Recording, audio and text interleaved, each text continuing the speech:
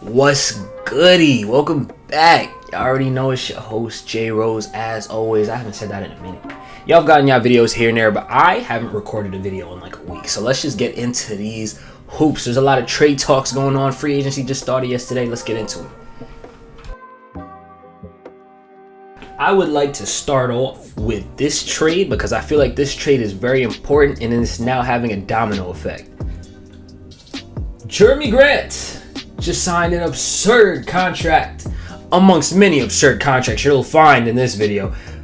Crazy amount of contracts and crazy amount of money going around the NBA, but Jeremy Grant signs an $160 million deal to return to the Portland Trail Blazers. And as we know, Dame is waiting for the team to build around him, actually make a roster out of something, and instead they sign a player they already have to more or less a max deal. And he didn't like that.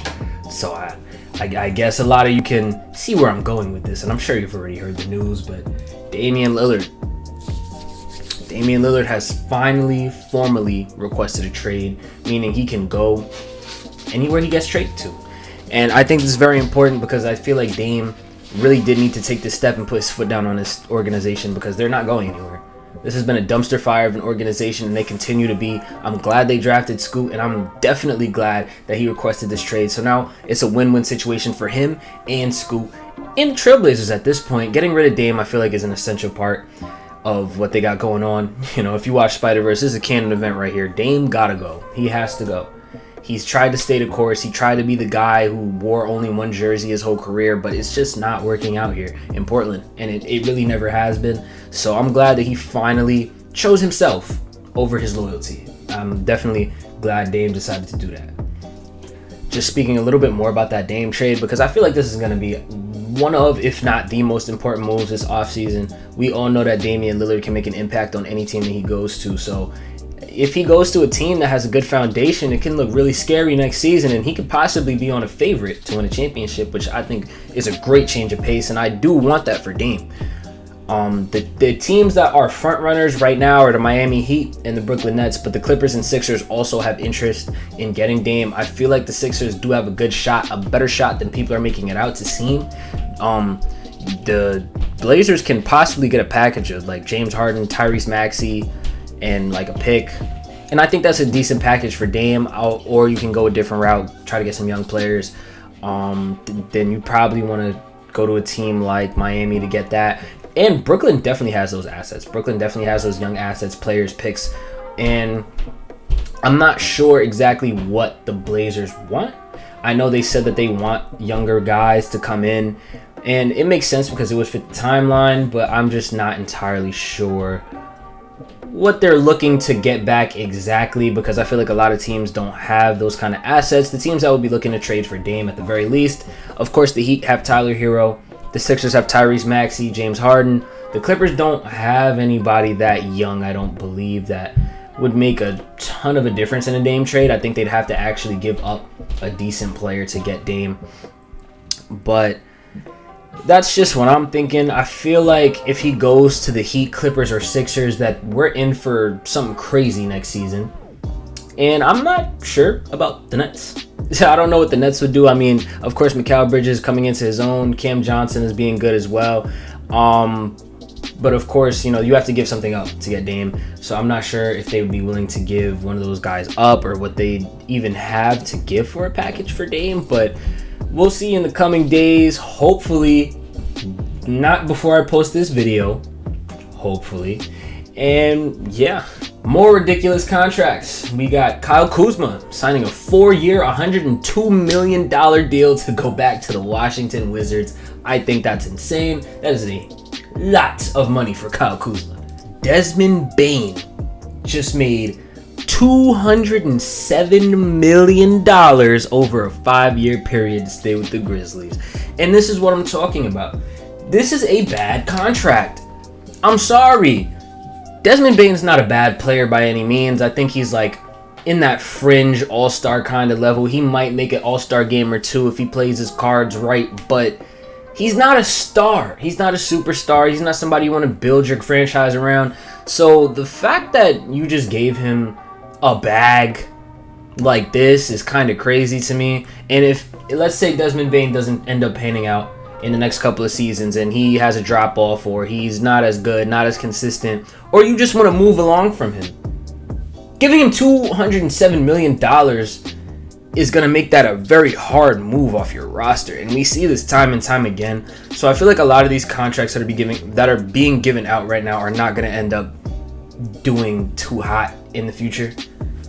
For the franchises at the very least. I'm happy for the players. Go get your bag, Desmond Bane. Go get your bag. This one is insane. Tyrese Halliburton, $260 million. Gee, like, I understand that you want to build it around him right now. He's supposed to be your cornerstone guy. However, he's not proven to be a top 5 guard in the league yet. And I feel like that's a minimum that you need to have in order to make that kind of money. I love Reese. I love watching Reese. I like his personality. Reese is one of my favorite players in the league. I can say that. I don't think he should be making that much money. But, like I said, I'm happy for Reese. Go get your bag, my guy. Go get your bag. But I just think that that's a questionable decision from the Indiana Pacers. Another questionable decision from the Indiana Pacers. Bruce Brown. Yeah, the Pacers signed Bruce Brown for a 2-year, $45 million deal. So he's making like, what, $22.5 million each season? I think that's crazy. He's not worth that much money, I don't think. $20 million a season is crazy, especially the fact that they don't really need him. I don't think this is going to be a playoff team next year. I believe that they signed him and he's just going to be another player on this roster, and they're not going to even make the playoffs. I think they might make a play-in game and get in that way, but I don't see them just squarely making the playoffs. And I feel like Bruce Brown is the kind of player you sign when you know that you're a piece away, and they're many pieces away. So I just think signing him to that much money was a weird decision and kind of a middle finger to the Denver Nuggets. Just like, I'm gonna sign him and give him this bag because I can. And the Nuggets really did need him and still do need him. So I think that was just an interesting move. I want to see what the Nuggets do to replace him, because I don't think they've made any significant moves since the free agency started. But yeah, there's that. Kyrie Irving returns back to the Mavericks on a 3-year, $126 million deal. And you know what that means? Kyrie is making less money than Tyrese Halliburton. Kyrie is making less money than... Oh, I forgot. Hold on, I got to bring this one up too. 3-year, $130 million contract for Fred VanVleet. Fred VanVleet is making more money than Kyrie Irving. Tyrese Halliburton is making more money than Kyrie Irving. Jeremy Grant is making more money than Kyrie Irving. I just think the fact that all these players are making a lot more money than the guy who's clearly better than them is funny. I think it's laughable because the NBA is definitely making it known that it's more politic than skill. I don't think Kyrie obviously comes with a lot of baggage, but I don't think he's deserved a lot of the criticism that he gets. That's just my opinion. I feel like it's very overblown, and people want him to fail at this point. Even when he's quiet, he's positive, people are still on his case. So I believe that it's not warranted. And the fact that and when I say we, I mean the Dallas Mavericks, got a steal. We got Kyrie on a discount. That was a coupon. Y'all lobbed him to us because no other team wanted to give him the bread. But you're willing to give Fred VanVleet $130 million. I think that's crazy. Fred VanVleet per year is a higher number than his shooting percentage. I'm just saying. A couple of other little moves here and there. I know the Lakers ended up signing Taurean Prince. They also got Gabe Vincent from the Miami Heat. Also leaving the Miami Heat, Max Strus went to Cleveland on a $63 million deal, I believe, which I think is also crazy. Derrick Rose ended up going to Memphis, and I kind of like that there. I know D Rose is from Chicago, so he could probably give John Morant, some life pointers, get him back on track, be a good mentor, because that's what he's been for the New York Knicks. And D-Rose can still play. I'm sorry. D-Rose didn't play last season, but I feel like that was more due to the direction the Knicks wanted to go in. D-Rose is still a good player. So I think he'll give him the Grizzlies some decent production. Him and Marcus Smart, that's a good backcourt that they just built there. For the time being until Ja gets back. And even off the bench, we already know D-Rose is going to be a great player off the bench. For the Mavericks, we signed Seth Curry, as well as bringing Kyrie back, and I like those moves. Seth Curry was really good with us the last time he was here, so I'm definitely glad to have him back. A lot of these moves were kind of just roster filler for the most part.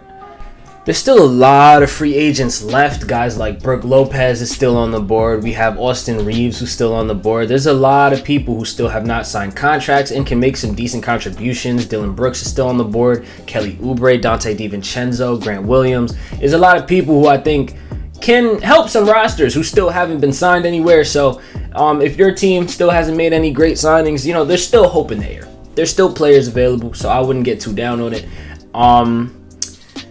Yeah, that's it for the video. I hope y'all enjoyed, and I'll catch y'all in the next one.